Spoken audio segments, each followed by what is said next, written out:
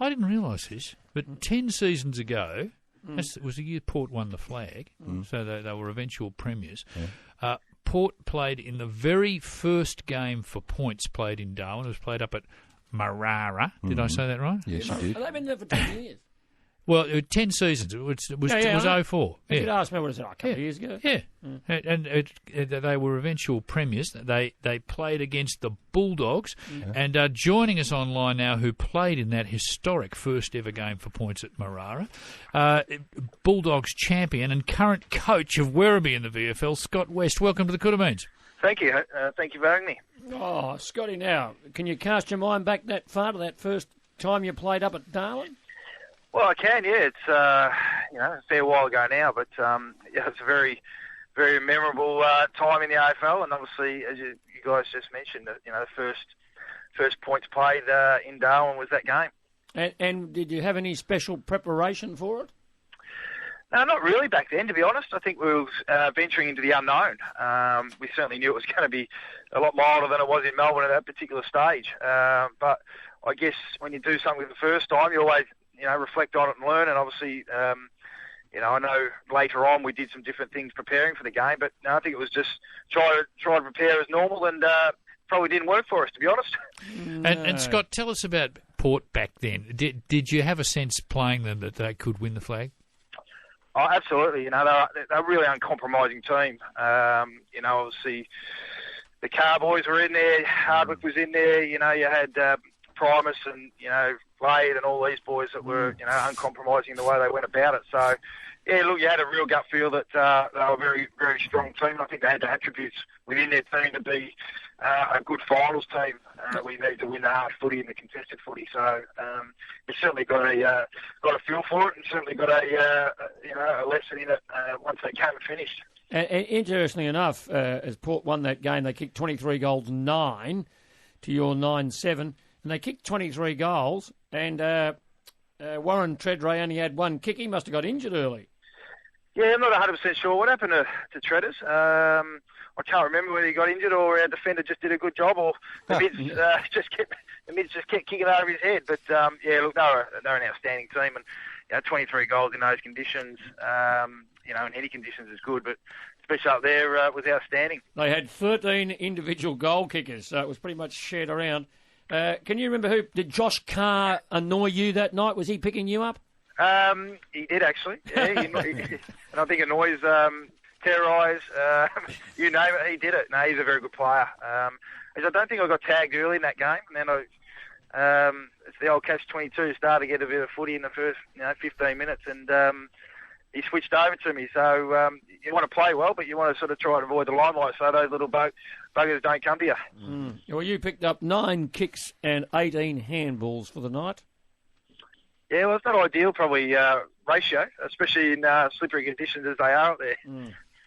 Yeah. Anyway, but you used to handball more often than you kicked, didn't you, during your career, to bring other players into the game? Yeah, well, that's, I think, that was probably the foundation in the game around the contested area. So, sometimes it's difficult to get boot the ball. So, obviously, the next best option is to try and get into space for someone else to run onto it. And Scott, did you have to do any pre-promotion of the game? What was the atmosphere like in Darwin at the time? It was massive. Obviously, they love their footy up there. I think we got up there and did some promo stuff prior to the game. And I think, obviously, in Melbourne there was a fair bit of talk about it, before the game. So, yeah, there was a bit around it, and the crowd, and I think the crowd since have just loved the AFL being up there. Scotty, how'd you feel about going that far for a footy game? Was it a nuisance at that time of the season, or did you enjoy it? I wouldn't say it was a nuisance, but it was certainly something different. I think it's fair to say it was our home game, and obviously the football club were at the stage there where selling their home games to make a little bit of money, as opposed to playing at Etihad where we probably weren't getting a great deal. We had to have 25,000 to break even.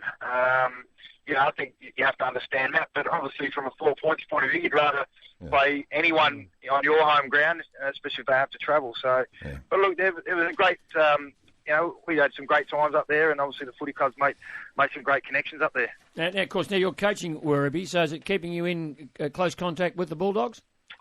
No, because we're aligned with the Kangaroos. Oh, so, righto. yeah, I'm actually standing here watching them train at the moment because our Werribee boys train prior to the senior boys. So, but no, it have a little bit to do with the Kangaroos. Mm-hmm. And you got North Ballarat tomorrow. You'd be very grateful, given the weather conditions, that it's not being played in Ballarat.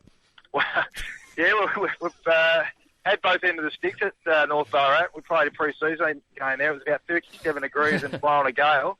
And we played them during the year, and it was about -3 blowing a gale. So, yeah, no, pretty happy to Werribee, but I don't know, I'm not quite sure what the conditions are going to be, but whatever they are, it's going to be a good game. Scotty, over 16 years at the Dogs, who was the most inspirational player you played with?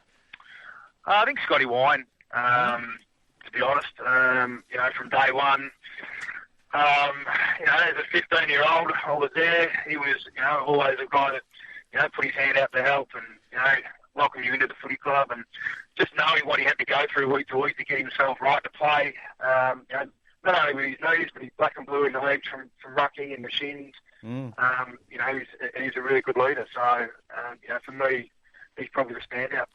And who was the biggest rat bag you had down there? The rat bag. Probably Libber, to be honest. well, there's two Brownlow medalists, you've known. Yeah, he's just at times he was a nuisance. I remember playing on me in an intra-club practice match, and he certainly practiced what he did in games, even in practice matches, and that's probably what made him such a great player. When you were playing, you got picked up a lot. Was there one particular player who, when you were playing that club, you go, I've got him today? Because there was one person that always gave you a harder time than others? No, not really. I guess there was different styles of tagging. Some would be really physical with you. Some would just run with you. Brady Rawlings was like that. He'd just run with you all day. And there's others that would be really try and physically sap your energy by being all over you, lying on you if you fell to the ground. So, no, not really one. Not one really stands out. But I have to admit they're all annoying. And as a young tacker, who did you idolise? Well, I was mad into them. I grew up barracking for them, and I guess Tim Watson was, someone that I really loved watching play. But I guess I was lucky growing up because obviously they had some great teams and a lot of great players in those teams that I was following. So, but he was obviously one that stood out. When you arrived at the Dogs, when they were still Footscray, they gave you number 14, which, to my mind, would be a famous number down there. John Schultz wore 14. Yep. But you ended up with number 7. How did that come about? Oh, well, I think from watching opposition clubs, Doug was certainly someone, I admired, even barracking for the Bulldogs. I like the number 7, and obviously I love the way Doug went about it. He was a great fella, and again looked after me as a young bloke. And I guess I just wanted to wear the number and made the request, and it come through. Scotty, the Dogs tonight up in Darwin, they're going to go on with it from last week? I think they can. Obviously Port Adelaide had some great early season form. Probably tapered a little bit at the moment, but obviously we know that they can play really good footy. But obviously the Bulldogs last week had a really good win. They added some speed through the midfield and from the back end. So I think it'll be a really good game. I'm not quite sure what the conditions will be. I know it'll be humid, whether it be raining up there, I'm not 100% sure. So hopefully it's not. We get a really good contest. Well, Scott, great to talk to you. Scott West, former Bulldogs star, and reminiscing about playing the very first game in Darwin at Marara, and of course that was a long way to go. But these days you go even further. You go to Casey Fields when you play the Scorpions. That's right. We played a final out there last year. Blowing a gale and no shelter, so no, we seem to travel here, there and everywhere. So this year we've got Bendigo in the league as well and North Ballarat, so a bit like the Leyland brothers at times.